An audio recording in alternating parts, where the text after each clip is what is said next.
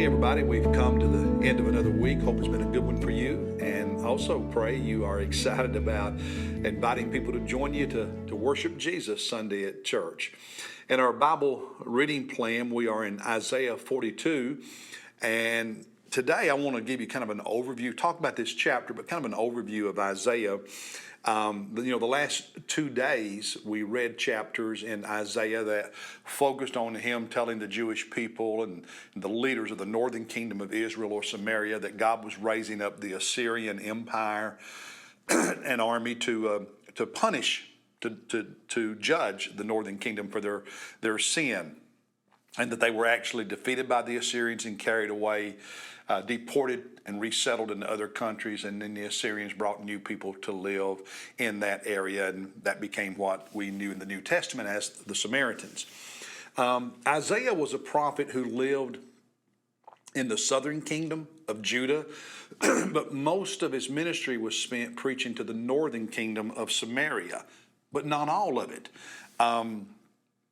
He received his call to ministry in 740 BC. We saw that some time ago when we looked at Isaiah chapter 6, being in the temple in the year that King Uzziah died, and that's when he had the vision of holy God and so on.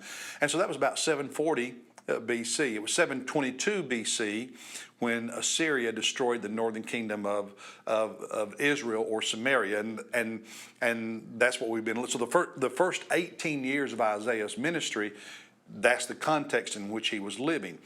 And about the first half of the book of Isaiah deals with those 18 years.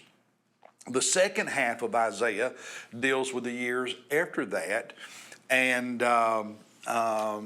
even includes him doing some predictive prophesying, preaching, if you will, of things that would happen after he was dead, namely the fall of the southern kingdom of Judah and Jerusalem to the Babylonians, which happened in 587 BC, more than a century after Isaiah in all likelihood died. But he also talked about their return from captivity in Babylon. And we're not going to be reading a whole lot about that in Isaiah this year. 4 years from now, we will, because we're on a 4-year Bible reading plan where we, read about half of the New Testament each year, but the other half is given to a systematic overview reading of the Old Testament, and we're going to be repeating. So when we come back around in 2027, we'll read some different chapters, some of the same, but some different chapters as well in Isaiah. Now, again, just some teaching. I am going to get to my devotional thought. There are liberal scholars who do not believe Isaiah wrote the second half of his book. Why? Because of that predictive prophecy. They don't believe in that kind of supernatural, miraculous stuff happening. They don't believe that prophets predict the future. And so because he talks about the fall of Jerusalem, which happened more than a century after Isaiah died, they said, well, Isaiah couldn't have written that. So they have what they call Deutero-Isaiah. As the prophets had these schools of prophets, and so they would say something like, well, one of those men who was part of his school of prophets, and maybe even somebody who became a prophet and became part of that school of prophet after Isaiah was dead. He's the one who wrote 2nd Isaiah.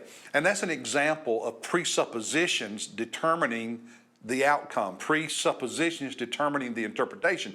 Because if you don't believe in the supernatural, you don't believe that God can, through a prophet, do predictive prophecy, and you read predictive prophecy in the Bible, well, your mindset automatically assumes, well, that prophet didn't write that, so somebody else had to do that. That's the way some liberal scholars think and argue.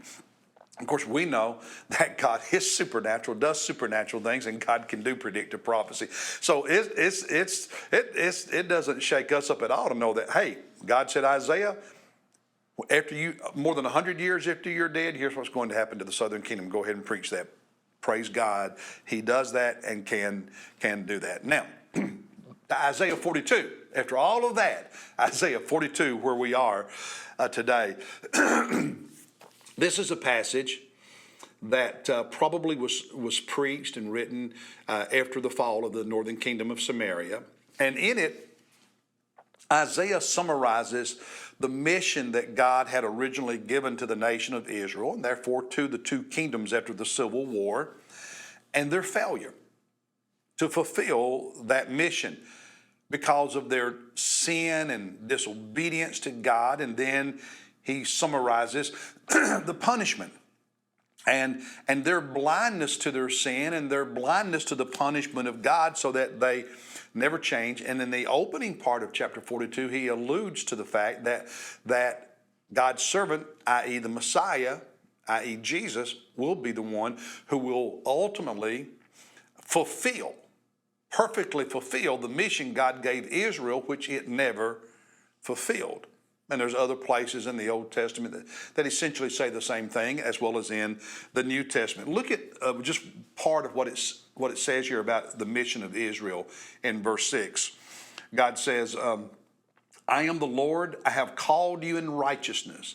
I will also hold you by the hand and watch over you, and I will appoint you, talking about the nation of Israel, the people of Israel, I will appoint you as a covenant to the people, as a light to the nations, to open blind eyes, to bring out prisoners from the dungeon, and those who dwell in darkness from the prison. Now, the Bible often uses picturesque language to make the point. And what he's saying is that Israel's mission from the very beginning was to be a witness to the world, to open blind eyes, to free people who were prisoners to sin and to darkness. But they failed miserably at that and actually disobeyed God. Not only did they not fulfill their mission, they were disobedient to God. And he talks about that briefly starting at verse 17.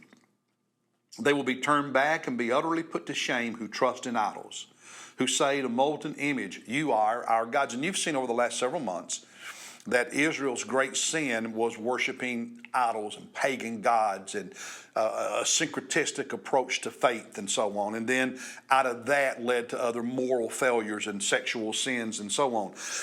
He goes on in verse 18, hear you deaf, and look you blind, that you may see. Who is blind but my servant, the nation of Israel, the people of God? Or so deaf as my messenger whom I sent. I send Israel as a messenger to the world, but she's deaf, blind and deaf. Who is so blind as he that is at peace with me, thinking because I'm a Jew, I'm okay, and they're blind to their reality.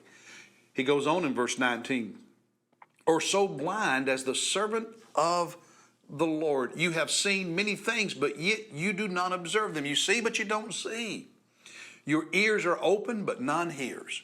And so he's talking about the hardness of heart, the blindness, the disobedience of the Israeli nation, but yet thinking they are okay and at peace with God because we are the people of God. And the prophets hammer that message over and over in the Old Testament. And so he continues down in verses 22 and following. This is a people plundered and despoiled, all of them trapped in caves. I mean, he's describing what happened when the Assyrians conquered and destroyed the northern kingdom. They have become prey with none to deliver them, and a spoil with none to say, give them back.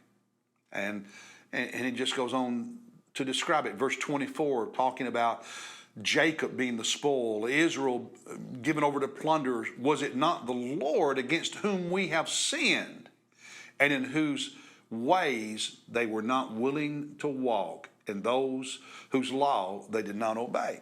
And so Israel had a mission. Not only didn't fulfill the mission, they sinned against God. They thought they were okay, but they were in a bad place spiritually because they were disobeying God. They were sinning against God. They weren't obeying God and fulfilling his mission. They thought they were okay, and God said, no, that's why I brought Assyria in to destroy you. Now, the positive verses, the first part of chapter 42. Jesus the Messiah. Behold my servant whom I uphold, my chosen one in whom my soul delights. I have put my spirit upon him. He will bring forth justice to the nations. And we find some of that also quoted in Matthew chapter 12.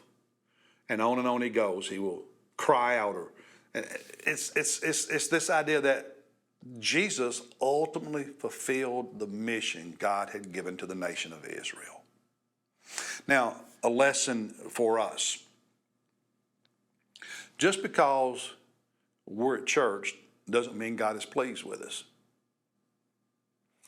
Are we fulfilling his mission? Are we taking the gospel to the nations? Are we being used of God to deliver those who are spiritually blind and in spiritual bondage? If we're not fulfilling the mission, we're not pleasing God. If we are disobeying God's commandments and worshiping idols and living in sin, we're not pleasing God. I don't want to be blind, and I don't want to be deaf. I want to see and hear when God speaks so that I can be right with God. Not think I'm right with God, but know I'm right with God. And fulfilling the mission,